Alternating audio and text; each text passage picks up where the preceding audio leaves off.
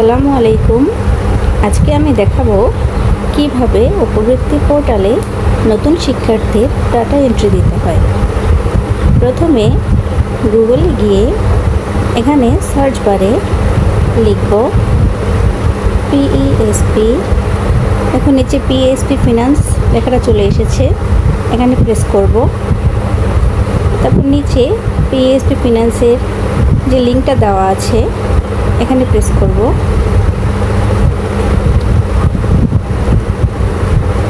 এবার এখানে যে ইউজার নেম পাসওয়ার্ড দেওয়া আছে, এখানে ইউজার নেমের জায়গায় প্রধান শিক্ষকের ইউজার নেম এবং পাসওয়ার্ড ব্যবহার করতে হবে।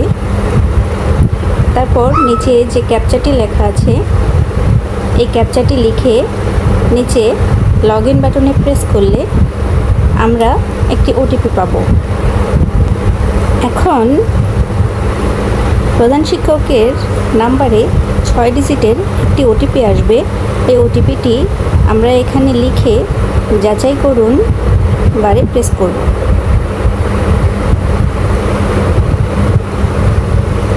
আমি ওটিপিটি লিখেছি, এখন এই সবুজ রঙের যাচাইকরণ বারে প্রেস করছি।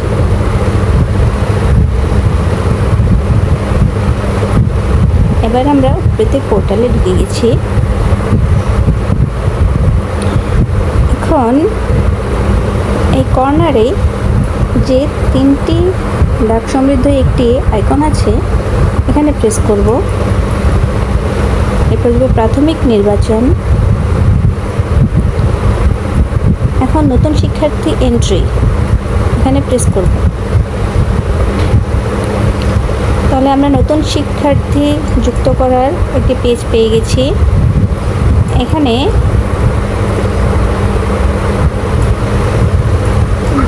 দিতে হবে শিক্ষার্থীর জন্ম সনদের নম্বর,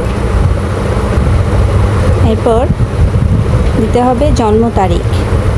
এখান থেকে সাল, মাস এবং তারিখ সিলেক্ট করে এখানে দিলে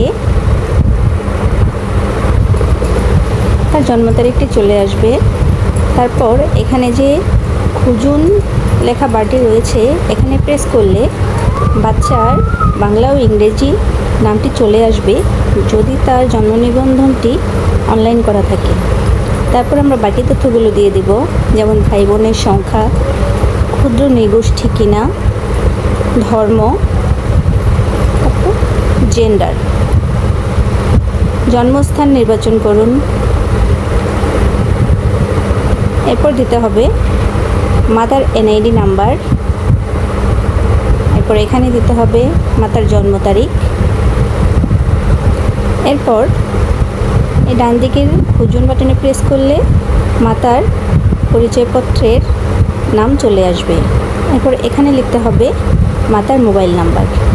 তবে মাতার পরিচয়পত্রের নাম আসার আগে এরপর একটি ক্যাপচা আসবে। পিতার এনআইডি নম্বর, এখানে পিতার জন্ম তারিখ ঠিক আগের মতোই প্রথমে সাল নির্বাচন করতে হবে, এরপর মাস নির্বাচন করতে হবে, এরপর তারিখ।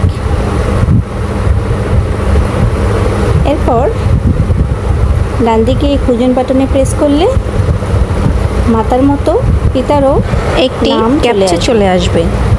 তারপর এখানে লিখতে হবে পিতার মোবাইল নম্বর যদি দেওয়া থাকে। তো মোবাইল নম্বরটি অবশ্যই জাতীয় পরিচয়পত্র দিয়ে নিবন্ধিত হতে হবে। এরপর দেব বর্তমান ঠিকানা। এখানে প্রথমে ইউনিয়ন বা পৌরসভা সিলেক্ট করতে হবে। তারপর এখানে পোস্ট কোড দিতে হবে। এখানে দিতে হবে গ্রাম। এরপর স্থায়ী ঠিকানা যদি একই হয়, এখানে যে চেক বক্সটি দেওয়া আছে এখানে প্রেস করলেই বর্তমান ঠিকানাটি এখানে চলে আসবে। এরপর দিতে হবে বর্তমান শিক্ষা তথ্য। এখানে শ্রেণী নির্বাচন করতে হবে, বাচ্চাটি যে শ্রেণীতে পড়ে।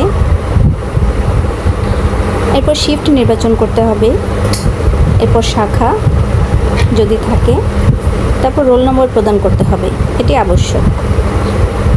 এরপর দিতে হবে অভিভাবকের তথ্য। এখানে আপনি যে নাম্বারটি উপবৃত্তির জন্য দেবেন সেই নাম্বারটি যার জাতীয় পরিচয়পত্র দিয়ে খোলা আছে ঠিক তার পরিচয় এখানে দিতে হবে।